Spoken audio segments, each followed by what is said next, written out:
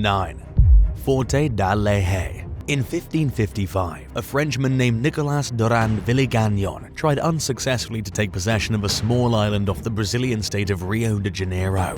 Located in Guanabara Bay, it was the perfect place to set up an offensive battery against the Portuguese. But the government of Portugal thwarted the attempt and soon began planning to use the island for its own use. Then, in 1584, former governor of Rio de Janeiro Salvador Correa de Sá had the idea to build a huge fort on the island.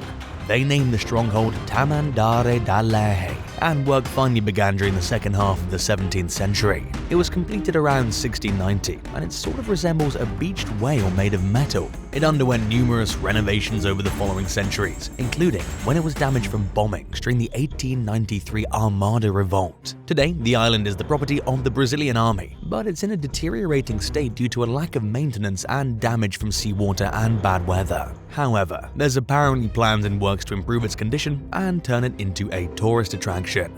8.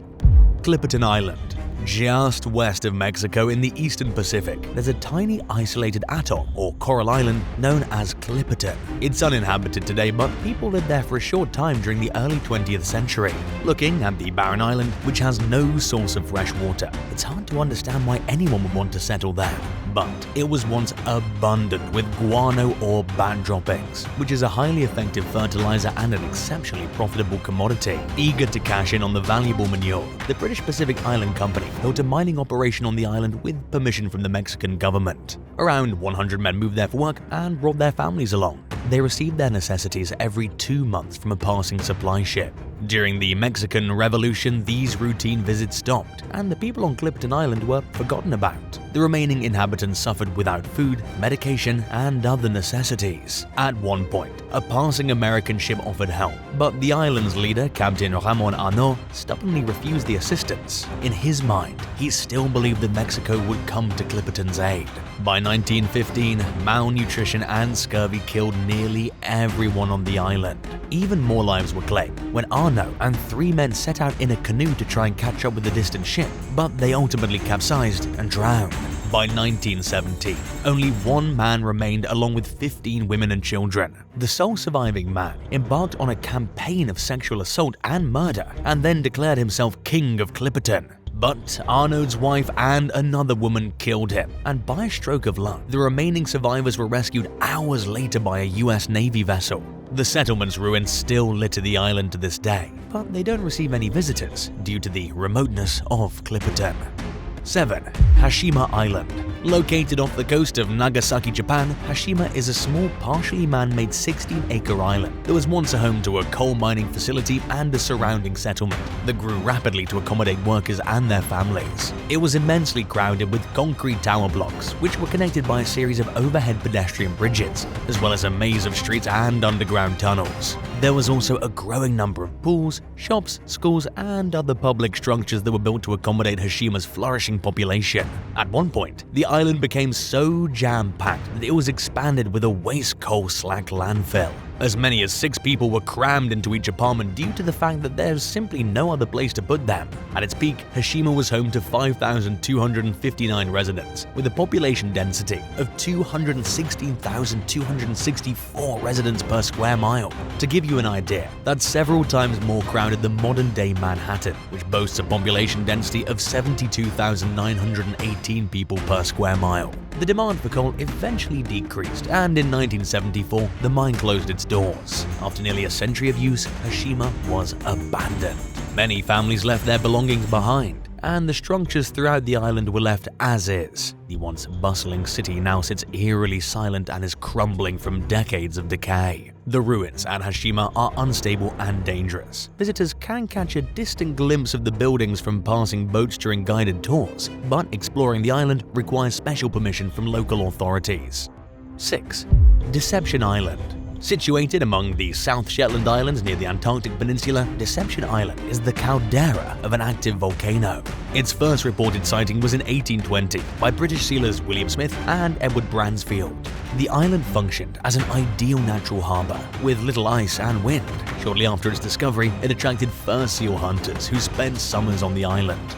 but the fur sealing industry dwindled over just a handful of years due to overhunting, and the men who stayed on Deception Island left behind little to no archaeological evidence of their stay. Explorers continued to stop there and conducted topographical surveys and other studies, but the island didn't experience a second phase of human habitation until the early 20th century. It became a hub for moored factory ships for the whaling industry. These ships needed access to a large supply of fresh water, and they also required sheltered anchorage, and Deception Island seemed like the ideal spot. During peak years, there were several hundred whalers staying there at any given time during the Antarctic summer. In 1908, the British government declared the island to be a part of its Falkland Islands dependencies. British postal services and other infrastructure were established there, including customs officers, to ensure that whalers were paying licensing fees and complying with fishing quotas. The same year, a cemetery was created, and in 1912, a radio station and hand-operated railway were established. There was also a magistrate's house and a permanent onshore whaling station, which yielded extremely high profits during its operating years, making it the only successful shore-based industry to ever operate in Antarctica. But the success was short-lived, and in 1931, the factory's operations ceased. Scientific research continued, and over the following decades, various countries fought over control of Deception Island, including Britain, Argentina, Norway, and Chile. But the activities there were interrupted by volcanic eruptions in 1967 and 1969. Today, most of the buildings remain abandoned, and the island is mainly a tourist attraction, drawing around 15,000 guests per year. There are 2 active research stations operated by Argentina and Spain during the summer, and several countries continue to assert sovereignty to the territory.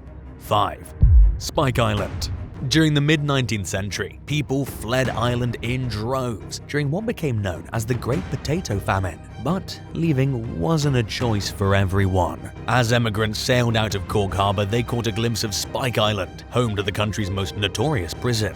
Many of the inmates there were locked up for theft, which was on the rise as millions of people teetered on the brink of starvation. The sprawling complex on Spike Island originally functioned as a military base. It was later converted into a prison during the 1840s to accommodate the overflow of inmates from other penitentiaries. At its peak, the overcrowded facility housed as many as 2,500 prisoners despite being designed to only accommodate a few hundred. At one point in time, this place was the world's largest prison. The drinking water was contaminated with sewage, and food was scarce. Medical care was poor at best, with just one doctor available to treat the entire population.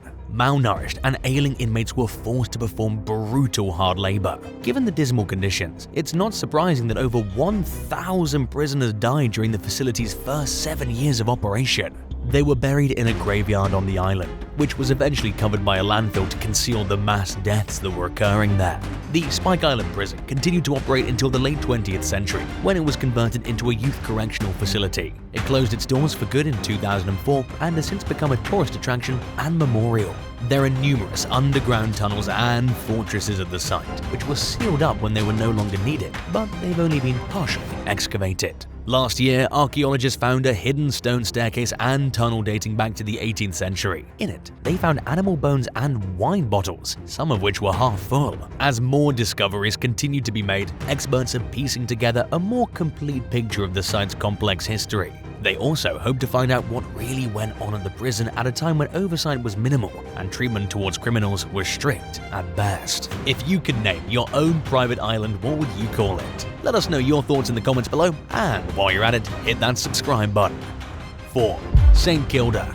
St. Kilda is an archipelago consisting of 4 small islands, located at the westernmost edge of Scotland's Outer Hebrides Islands. Their history of human habitation is thought to date back at least 2,000 years to the Bronze Age. The population peaked at 180 during the 17th century. Over the years, the number of people living in St. Kilda fluctuated, eventually dropping to just 36 in 1930. That year, the remaining population was evacuated from St. Kilda's largest island, Herta. The people of Herta lived in unique stone structures called clatians. Their lives were extremely difficult with little to no contact with the outside world. They also suffered from rampant disease and high levels of malnutrition. There's around 1,260 of these clatians on Herta and 170 on the surrounding islands. They're slowly falling into a state of ruin despite their historic value. Today, the islands are a UNESCO World Heritage Site for both their natural and cultural qualities. St. Kilda currently has no permanent year-round residents with the exception of military personnel, who stay at a small military base on Herta that was built in 1957. The islands are a breeding ground for large migratory seabird populations, so many conservation workers and scientists spend time there during the summer months. They're also home to surviving early sheep species, the soay and the borare. Herta welcomes visitors today, and its underwater caves and marine environment offers a unique diving experience. 3. Suakin Island Ruins. During the 10th century BC, the Egyptian Emperor Ramses III developed the port city of Suakin on a small island in what is now northern Sudan. Located in the Red Sea, Suakin was a major trading hub for around 3,000 years. More than 1,000 years after it was established, the city became a considerable stopping point for Islamic pilgrims heading to Mecca. Suakin was immensely prosperous and brought great wealth to the region. It was filled with luxurious, elaborately decorated buildings made from coral. According to local legend, a king once lived there with his 360 wives. The city underwent its final transformation phase during the 19th century, when its importance as a trading hub diminished. Suakin fell into neglect and reached a state of disrepair by the 1920s. Its buildings were disintegrating, and today they're in ruins. The port no longer attracts the commerce that once defined it as a major power, but it does draw tourists who are eager to catch a glimpse of a past era. It also continues to act as a link for pilgrims along their trek to Mecca and for other travelers making their way from Africa to the Middle East. 2. Holland Island. Located in the Chesapeake Bay off the coast of Maryland, Holland Island was first settled during the 17th century. By 1910, it was home to a fishing community of around 350 people. At its peak, the 5-mile-long landmass consisted of almost 70 homes, as well as a church, school, and post office. Holland Island was made of silt and mud, and it lacked a rock foundation. Consequently, erosion and rising sea levels began taking a toll around 1914, leaving residents with no choice but to flee in the following years. By 1922, the island was completely abandoned. Some of the buildings, including the local church, were relocated to the mainland.